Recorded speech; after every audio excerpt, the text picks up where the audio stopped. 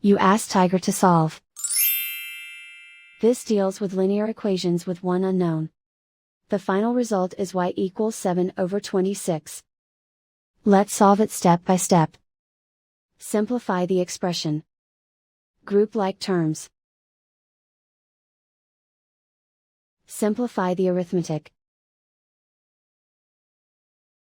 Group all constants on the right side of the equation.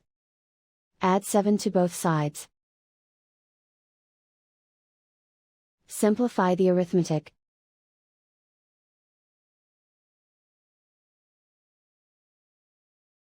Isolate the y. Divide both sides by 26. Simplify the fraction. And so the final result is y equals 7/26.